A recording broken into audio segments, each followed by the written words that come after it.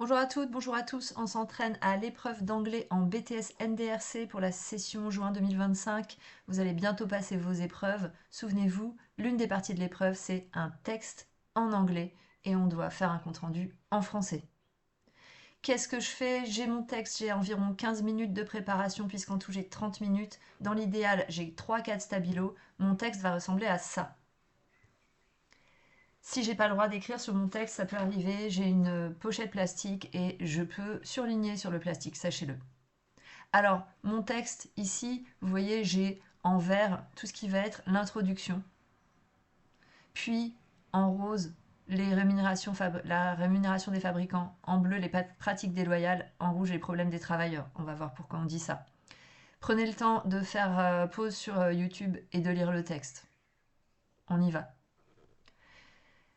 Le texte que nous avons ici est un article de presse écrit par Georgia Wright, publié le 9 janvier 2023 sur le site britannique retailgazette.co.uk.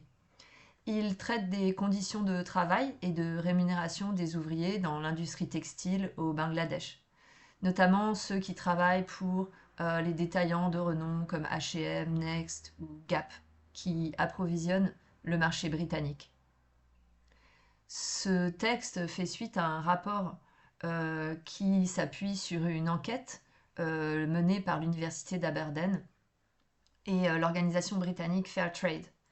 Euh, il soulève des préoccupations dans les usines britanniques. On parle de 1000 fabricants bangladais. Et puis, on nous rappelle que le Bangladesh est le deuxième plus grand exportateur de vêtements dans le monde, puisqu'il fournit au marché britannique des millions de vêtements. Ce texte parle tout d'abord, comme le titre l'indique, de la rémunération des fabricants. On nous dit que les enseignes euh, ont tendance à très peu rémunérer les fabricants. 2,30 livres sterling par jour.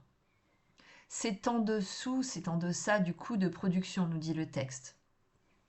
Et puis on apprend que la majorité des commerces paient également les fabricants la même chose qu'avant la pandémie, alors que les prix ont augmenté, notamment en ce qui concerne les matières premières, et puis bien sûr cela est lié à l'inflation.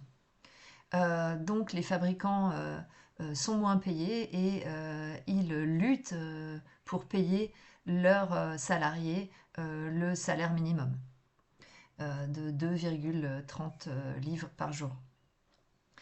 Le texte parle non seulement de la rémunération des fabricants, mais également des pratiques déloyales, de toutes les pratiques déloyales, les pratiques commerciales injustes des commerçants. On nous parle de la période entre mars 2020 et de décembre 2021 et on nous indique que 90% des commerces ont eu des pratiques déloyales. Par exemple, 86% ont annulé des commandes, 85% ont réduit les prix alors que euh, dans les contrats, les prix étaient plus élevés et 50% ont refusé de payer les marchandises qui étaient déjà en transit ou dont la production avait commencé. On comprend donc que ces comportements ont mis une pression considérable sur les usines et que les actions sont tout à fait répréhensibles. Les commerces traitent très mal leurs fournisseurs et rompent les termes des contrats sur lesquels ils s'étaient mis d'accord. On rencontre bien sûr les travailleurs rencontrent du coup des problèmes dans les usines liés à ces pratiques commerciales injustes. On nous dit que on nous dit que les travailleurs ont des conditions de travail déplorables. Parfois, ils sont réembauchés avec des salaires plus bas. On parle ici de harcèlement et on parle d'heures supplémentaires qui ne sont pas rémunérées. Les travailleurs du textile bangladais ne sont pas assez payés pour survivre. On nous dit que les fabricants, un fabricant sur 5 ne peut pas payer le salaire minimum horaire à ses employés. Et puis on nous parle de la pandémie, on nous dit que 75% seulement des travailleurs ont été réembauchés après la pandémie, ce qui fait que 900 000 employés ont peut-être perdu leur emploi après la pandémie. Euh, que faire donc pour résoudre ces problèmes? Eh bien, il serait tout à fait conseillé, comme l'indique Fiona Gooch, qui appelle à la création d'un organisme de régulation, Watchdog.